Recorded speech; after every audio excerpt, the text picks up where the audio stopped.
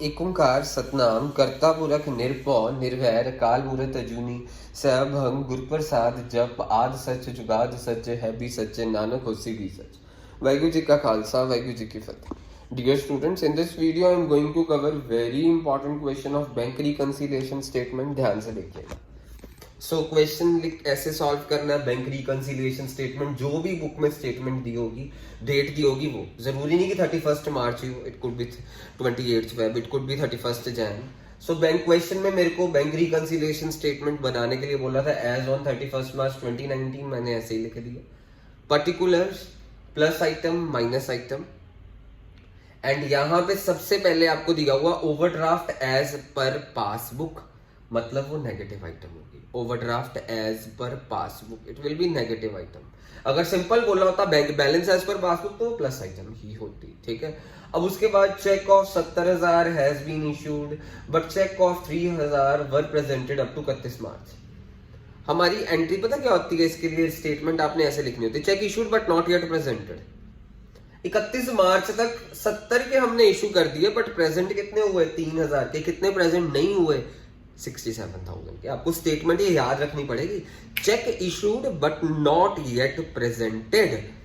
सो cheque 70,000 के issue कर दिए, 31 मार्च तक 3,000 के प्रेजेंट हुए, मतलब कितने नहीं प्रेजेंट हुए? 67,000 के। इशू करने से हम मतलब चेक किसी को दे रहे हैं, कैश बुक तो कम हो जाती है पर पासबुक बड़ी रहती है। पासबुक बड़ी बड़ी है, ठीक करने के लिए माइनस कर देंगे 67,000। Check amounting to 3,500 had been paid into bank for collection, but out of these only ₹500 were credited in passbook। हमने चेक जमा करवा दिए 3,500 के, बट हमारी पासबुक में अभी तक 500 आया है। यानी कैश बुक तो हमारी 3,500 से बढ़ गई बट पासबुक में अभी तक 500 ही आया।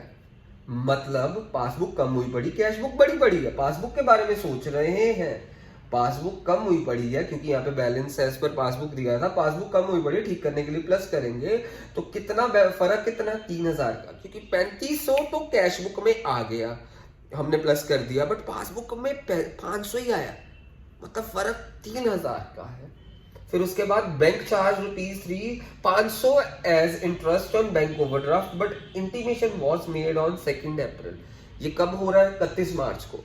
31 मार्च को बीआरएस बना रहे हैं, हमारे बैंक ने इंटरेस्ट ऑन बैंक ओवरड्राफ्ट तो चार्ज कर लिया, पासबुक तो कम हो गई, बट हमारे को 2 अप्रैल को पता चला, मतलब 31 मार्च तक मेरी कैश बुक बड़ी पड़ी है। हम यहाँ पे 31 मार्च डेट दी हुई है, 31 मार्च तक मेरी कैश बुक बड़ी पड़ी है, पासबुक कम हुई पड़ी है। पासबुक के बारे में सोच रहे हैं, ठीक करने के लिए प्लस कर देंगे। फिर उसके बाद direct collection by bank from debtors, 400 रुपया डायरेक्ट डेटर से कलेक्ट कर लिया बैंक ने, और इंटरेस्ट ऑन इन्वेस्टमेंट भी बैंक ने डायरेक्टली 600 रुपया कलेक्ट कर लिया।